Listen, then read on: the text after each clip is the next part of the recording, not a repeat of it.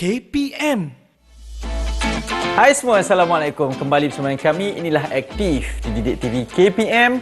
Dan saya Hadim Miswan masih bersama dengan anda untuk episod Kemahiran Sukan Catur. Dan kita nak teruskan sesi pembelajaran kepada anda semua yang mengikuti kami di Kemahiran Sukan ini setiap hari. Saya percaya pastinya tahu. Sekarang kita nak bawakan kepada anda satu lagi konsep permainan dan juga apa elemen-elemen penting yang perlu kita ketahui dalam permainan catur. Memang sangat istimewa episod kali ini dan sukan kali ini yang kami pilih kerana ianya juga terkandung dalam pertandingan di peringkat Majlis Sukan Sekolah-Sekolah Malaysia. Dan lebih penting, banyak sekali faktor yang perlu kita ambil kira sebagai seorang pemain catur ini. Ada juga latihannya dan pastinya saya percaya ini akan mengubah persepsi semua berkaitan dengan kemahiran sukan catur itu sendiri. Jadi kita akan masih bersama dengan Cikgu Rizal dan untuk itu kita nak teruskan perkongsian seterusnya. Jadi semua mesti ikut dan semua mesti tonton episod kali ini dalam Kemahiran Sukan Catur. Jom.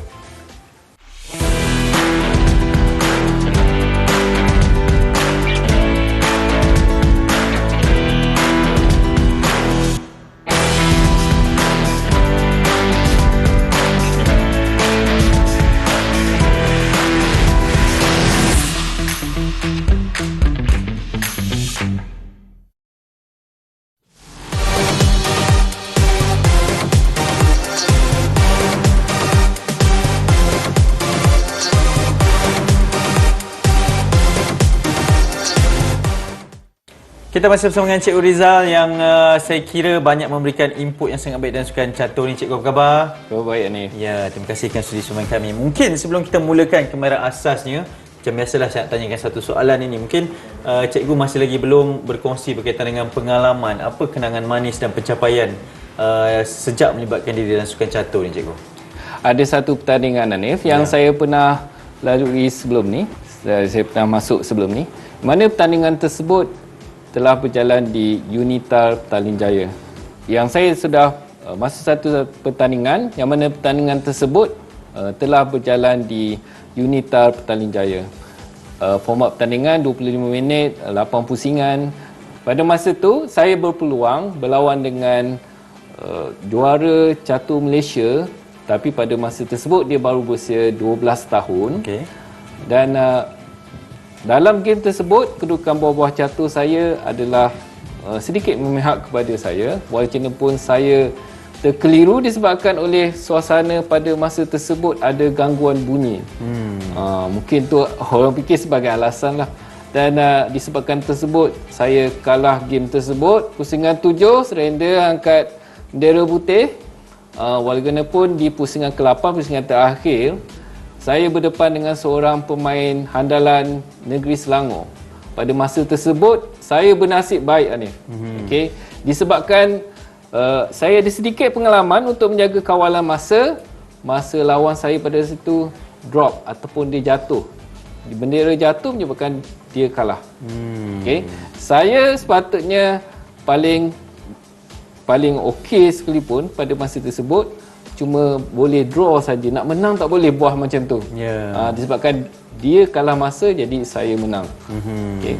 Dan dikabarkan bahawa pada pusingan tersebut, pusingan 8 tersebut, okay, Yoli Tian pada masa itu kalah dengan pemain yang lain. Menyebabkan markah keseluruhan Yoli Tian lebih rendah berbanding dengan saya. Dan pada tournament tu ni, nak dijadikan cerita, saya dinobatkan sebagai juara walaupun berkongsi mata dengan pemain nombor 2, tapi disebabkan oleh ada kiraan tie break tertentu, saya dinobatkan sebagai juara amatur. Mantap, Cikgu, dan saya pun rasa teruja mendengar perkongsian daripada Cikgu. Jadi itu dari sudut pengalamannya, jadi kita rasa betul kerana kita ada seorang Cikgu yang sangat berpengalaman dalam sukan catur. Okey, episod kali ini, Cikgu, apakah konsep pembelajaran yang Cikgu nak tekankan buat murid-murid di rumah? Yang inilah dikatakan sebagai the heart of the chess. Okey. Okay. Ataupun kita bila bermain catur, kita kena cuba simulasikan catur ni kepada sesuatu perkara yang lain, barulah kita faham tentang catur. So catur merupakan pertandingan ni, dan juga sukan-sukan lain juga bertanding. Saya anggapkan catur ni sebagai permainan bola sepak ni. Okey. Dalam permainan bola sepak, dia ada dua perkara penting, iaitu pertahanan dan menyerang. dalam catur pun ada pertahanan dan menyerang. Okey.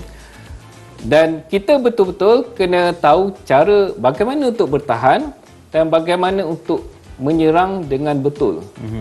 Okay, itu adalah intipati yang ataupun perkara yang sangat penting dalam permainan catur.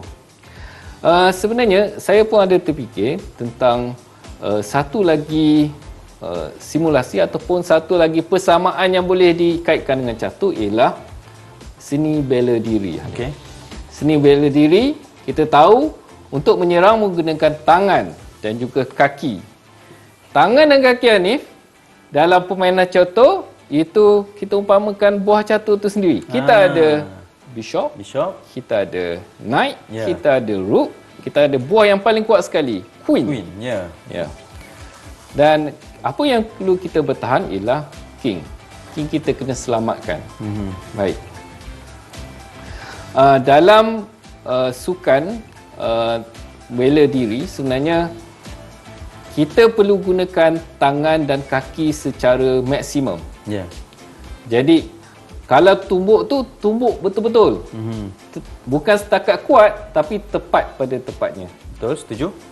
Begitu juga kalau tendang pada masa yang betul, barulah kena pada tempatnya, barulah dikirakan mata. Kalau ada pertandingan bela diri macam tu.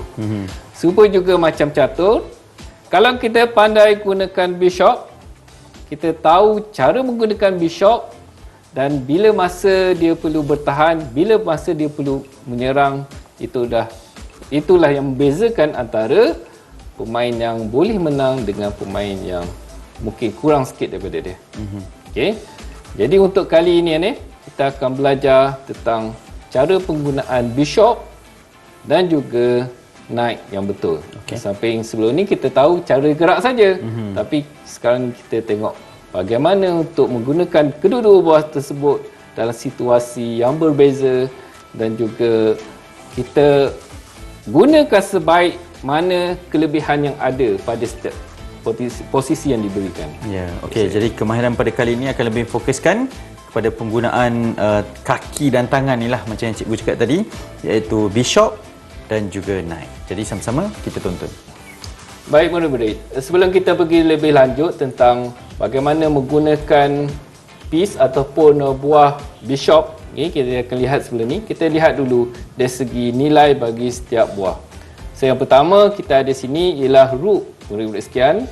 So kita nilaikan dia sebagai 5 poin. Okey. Kita ada knight, kita nilaikan dia sebagai 3 poin. Kita ada bishop, kita nilaikan dia sebagai 3 poin juga, sama dengan knight. Dan kita ada queen, nilai dia ialah 9 poin. Kerana dia lebih bebas bergerak ni. Dia adalah gabungan antara gerakan bagi bishop dan juga rook. Sebab tu poin dia lebih tinggi. Untuk bishop dengan knight ni, murid-murid sekian, nilai dia adalah sama.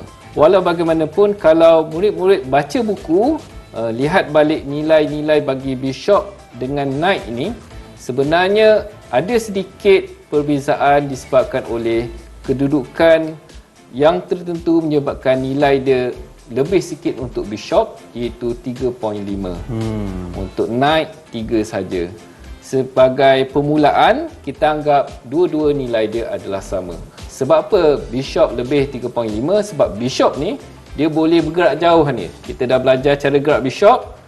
Daripada satu tempat ke tempat lain dia boleh gerak sangat dia panggil sebagai sangat jauh dalam satu gerakan saja. Tapi kalau knight, dia boleh gerak untuk sampai satu tempat tu dia perlu gerak banyak. Cuma knight ni dia kelebihan dia boleh duduk tempat sama ada putih ataupun hitam, tempat gelap ataupun tempat cerah tadi, dekat cerah tadi. Tapi kalau bishop dia tak ada kelebihan tu. Kalau dia masih lagi di petak hitam daripada awal atau petak gelap ni, jadi sepanjang game tersebut dia memang petak tersebut saja. Mungkin murid-murid tertanya-tanya apakah nilai bagi king dan juga pawn. Pawn nilai dia ialah 1 poin. Macam mana pun pawn ni dia boleh promote.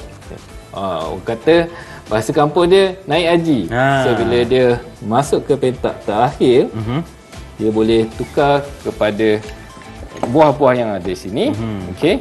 Boleh tukar queen yang nilai paling tinggi, rook, bishop ataupun knight. Kadang-kadang ni kita tahu bahawa queen ni adalah nilai paling tinggi. Jadi apa-apa kedudukan untuk kita bila dah promote, kita ambil queen, walaupun ada kedudukan tertentu bila letak queen jadi rugi. Jadi bergantung pada strategi bergantung pada strategi masing-masing. Ada yang letak knight ataupun bishop lebih baik. Okey, tak apa, yang tu mungkin di lain waktu kita akan bincang. Okey. Jadi kita ada kedudukan sini. Jadi untuk yang ni kita belajar tentang bishop. Okey. Jadi kita tahu bishop bergerak secara mengunjur macam tu, right? Okey, betul. Tapi untuk kedudukan ni berapa kiraan poin yang kita dapat lihat sini? Dia adalah sama. Putih dia ada bishop 3 poin kita belajar. Pawn 1 poin. Ada satu lagi pawn 1 poin. Ni apa, hitam dia ada 1 rook 5 poin. Jadi putih ada 5 poin, hitam ada 5 poin.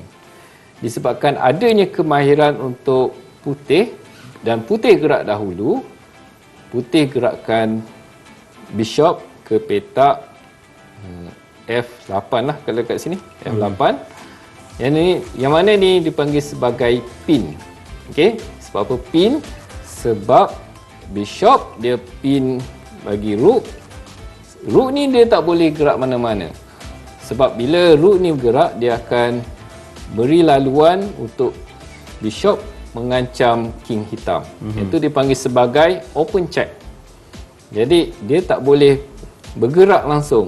Kalau bergerak ni dipanggil sebagai illegal move disebabkan open check tadi. Baik, untuk kedudukan ini, apa yang hitam boleh buat cuma duduk saja ke hadapan ni. Betul. Okey. So kat sini apa lagi ni? Kita tahu yang bishop ni 3 poin saja. Rook ni 5 poin. Jadi kita boleh laga dia. Okey, bila dah laga. Baik, sekarang putih dia lebih beruntunglah kat situ sebab dia adukan buah yang 3 poin ni dengan 5 poin. So dari segi material memang putih mempunyai kelebihan. Untuk kedudukan ini, okey, ni dah dipanggil sebagai ending ni, yang mana putih mempunyai kelebihan untuk menang sebabkan pawn ni dia akan jadi queen nanti dan terus dapat cemetkan hitam. Dan kalau dari segi permainan master, okey, master games maksud saya, kedudukan macam ni biasanya hitam dah menyerah kalah awal lah. Baik, murid-murid sekian. Sekarang kita lihat satu lagi kedudukan yang mana buah bagi bishop boleh buat satu jenis taktikal dipanggil sebagai skewer. Pada kedudukan ini, apa yang perlu dibuat oleh putih cuma letakkan bishop di perantara king dan juga rook pada laju pada serongan yang sama, buah yang sama macam ni. So pada masa ni king sibuk sebab kena check, dia kena gerakkan king hitam perlu gerak, dan pada masa yang sama bishop ni juga dia ancam rook. Jadi selain daripada check, dia ancam rook, so makan rook lah. Jadi ini adalah satu taktik yang biasa digunakan dalam pertandingan catur. Baik, yang ni kedudukan yang ketiga ni. Okey. Yang mana putih gerakkan bishop ke C7. Yang mana bukan setakat dia check, malah dia juga mengancam rook pada satu serongan yang sama di sini. King terpaksa lari dan rook sekarang terdedah. Jadi bishop boleh makan rook. Untuk kedudukan ni memang membelahi pada putih sebab putih lebih banyak material dia, dan kalau putih cuma ada bishop dan king saja, murid-murid sekalian, kita dah belajar sebelum ni, dia akan jadi stalemate ataupun kedudukan itu draw. Tapi untuk yang ni, putih dia ada satu pawn, yang mana pawn ni boleh digunakan untuk promote menjadi queen. Bila dah jadi queen baru boleh buat checkmate. Terima kasih. Sekarang ni saya tunjukkan untuk kedudukan yang mana putih dia ada bishop dan bishop tersebut berada dalam keadaan berpasangan. Itu satu di petak cerah atau petak putih dan satu lagi di petak gelap ataupun petak hitam. Untuk kedudukan macam ni, putih mempunyai kelebihan yang sangat besar untuk menang. Walaupun putih perlu tahu teknik macam mana untuk menang di sini. Jadi untuk kedudukan macam ni, okey, putih mempunyai kelebihan yang mana dia menguasai petak putih dan petak hitam secara berpasangan dengan bishop yang ada. Putih gerakkan bishop daripada F5 ke E6, check. Hitam. Ya, hitam cuma ada satu tempat situ saja. Kalau tempat lain dikira illegal. Dan checkmate akan berlaku apabila bishop daripada C5 ke D4 di sini. Jadi itulah kelebihan bagi bishop, yang mana bila dia berada dalam satu pasangan, jadi pasangan tersebut memberi kelebihan yang mana dia akan menguasai ke semua petak-petak gelap dan petak cerah ataupun petak putih dan hitam di dalam board ini. Itulah kelebihan bishop yang keempat. Baiklah ni, dan murid-murid sekalian, kita lihat perkara yang kelima untuk kelebihan bagi bishop. Jadi kita lihat sebelum ni, bila ada dua bishop ni, maksudnya kedua-duanya boleh bekerjasama untuk mengalahkan lawan. Untuk yang ni pula, saya tunjuk dari segi permainan profesional ataupun menjaga kedudukan buah-buah catur di sini. Kalau kita boleh imagine, di manakah yang dikuasai oleh kedua-dua bishop. So bishop sebenarnya dia menguasai petak E5, F6, G7, H8 dan juga petak-petak F5, G6 dan juga H7. Begitu juga di sebelah kirinya kita ada petak D5, C6, B7 dan juga E8. Petak satu lagi C5, B6 dan juga E7. Banyak petak yang dikuasai oleh buah-buah kedua-dua bishop ni. Jadi hitam tidak ada peluang untuk melepasi kawasan yang dijaga oleh bishop tersebut untuk merintasi ke bahagian yang lain dalam kedudukan papan ini. Dengan kata lainnya, kalau salah satu bishop ni tak ada, jadi adakah king boleh melepasi? Sebab boleh. Sebab apa? Sebab yang satu bishop saja boleh kuasai petak hitam gelap saja. Petak cerah masih lagi boleh dilalui oleh king hitam. Jadi inilah kelebihan bagi double bishop ataupun bishop secara berpasangan ini, yang mana dia menguasai banyak petak-petak penting dan juga permainan itu sendiri memberi kelebihan kepada putih. Baiklah murid-murid sekalian, sekarang kita lihat apakah kelebihan bagi satu knight. So knight ni adalah disebut sebagai kuda nama dia dalam bahasa Melayu. Pergerakan dia adalah secara huruf L. Okey. Jadi kalau kita tengok bila knight berada pada petak E3 di sini, dia mungkin boleh gerak beberapa petak yang boleh digerak di sini, iaitu F5, G4, G2, C2, C4 dan juga D5. Kalau kita tengok secara keseluruhan kedudukan ini, didapati bahawa white kurang material point dia berbanding dengan black. Black dia ada satu queen. Yang mana kita tahu queen 9 mata. Untuk white dia cuma ada 3 point daripada knight dan 1 point daripada pawn. Jadi dia kekurangan. Walaupun untuk kedudukan ini, white dia ada kelebihan untuk menang ni. Walaupun dia kurang dari segi material, tetapi kedudukan macam ni dia memberi kelebihan ataupun kemenangan untuk white. Jadi cara dia ialah naik daripada E3 gerak ke D5. Okey, yang ni dipanggil sebagai taktik fork. Fork ni kalau kita translate dalam bahasa Melayu, maksud dia ialah garpu. Cuma kita boleh tafsirkan dia sebagai cabang. Okey, dalam bahasa Melayu dia, sebab pada kedudukan tersebut naik bukan setakat menyerang king ataupun dia check, jadi king tersebut sekarang keadaan yang sibuk untuk melarikan diri. Betul, perlu digerakkan. Pada masa yang sama juga knight ni dia menyerang queen. Okey. Jadi untuk gerakan seterusnya, so black dia terpaksa gerakkan king, lepas tu knight akan makan queen. Untuk yang ni kalau king tak ada pawn depan dia, maksud dia game tu menjadi draw, sebab satu knight saja tidak mampu untuk checkmate king hitam. Tetapi disebabkan king putih dia ada satu pawn, jadi pawn ni boleh promote ni. Jadi queen ke jadi rook paling kurang pun untuk boleh untuk checkmate king, black king tersebut. Okey, baiklah Hanif dan juga murid-murid sekian. Jadi kita tahu bahawa knight dan bishop merupakan tangan dan kaki seorang dipanggil sebagai pesilat ataupun orang main taekwondo tu. Okey. Jadi untuk kedudukan macam ni, kita tahu tangan tu kalau duduk kat belakang je ni, macam mana guna untuk tumbuk? Ataupun tangan terikat macam ni, macam mana kita nak guna tumbuk? Kalau nak tumbuk macam depan, tu. Ke depan macam tu. Begitu juga kedudukan bagi knight sini. So ini kat sini kita ada dua kedudukan knight yang berada pada H1 dan juga D4.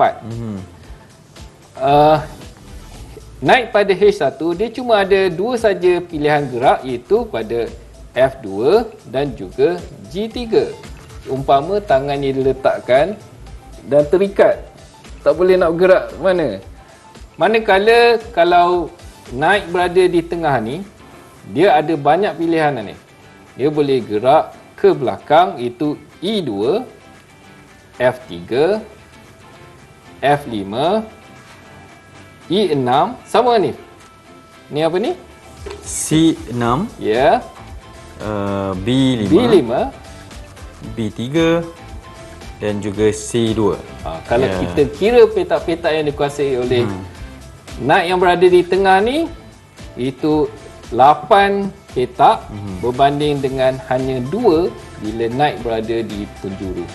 Jadi di sini Hanif, untuk kita hidupkan buah tersebut, okey, biasanya untuk knight berada di tengah sebab dia boleh lebih fleksibel Hanif, dan dia boleh menguasai kebanyakan petak dan menguasai game berbanding dengan knight yang berada di H1 ni.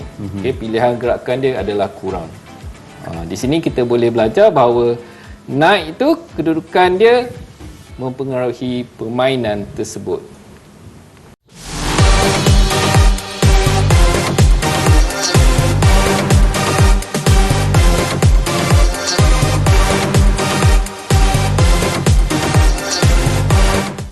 Panduan daripada saya untuk episod kali ini ialah berkenaan dengan knight dan bishop.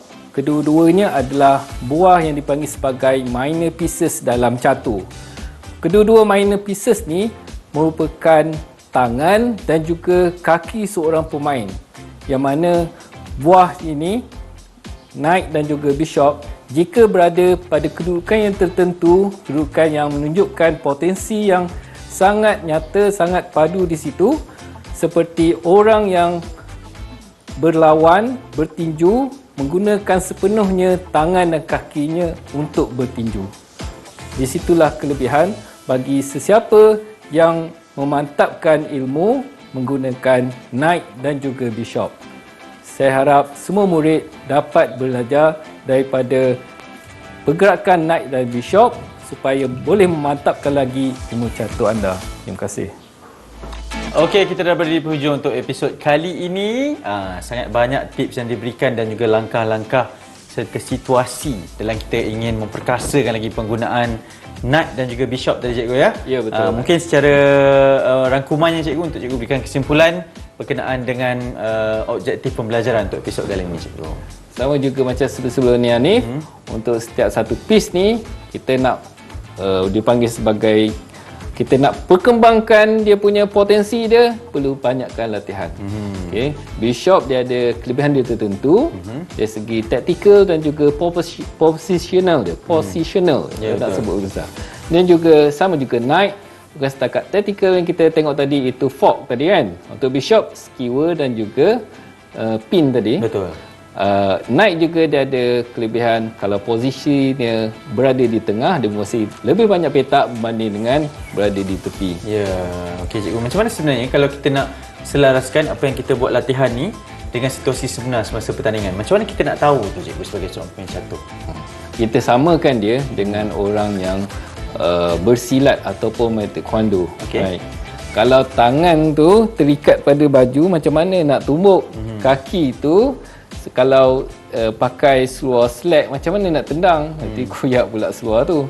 Jadi kena persiapan awal ni. Pakai baju yang betul, seluar yang betul, dan juga tendangan tu perlu diberlatih, bukan tendang pendek-pendek je, tendang panjang dan juga padu, kuat lah ni. Barulah melahirkan ataupun mewujudkan prestasi sebenar satu-satu buah catur tersebut. Okey, saya sukalah analogi yang digunakan oleh Cikgu Rizal ni untuk kita terus memberikan berkaitan dengan permainan catur. Cikgu, terima kasih banyak-banyak kerana sudi bersama kami. Selepas ni episod terakhir untuk kemahiran sukan catur, kita akan lihat lebih banyak lagi taktik yang akan digunakan dan juga langkah-langkah yang akan diberikan. Okey cikgu, seperti biasa kita tinggalkan dengan tagline dan juga kata-kata semangat cikgu buat mereka yang menonton. Silakan. Melahirkan Grandmaster. Mantap, kita jumpa lagi dalam Kemahiran Sukan. Assalamualaikum, bye-bye.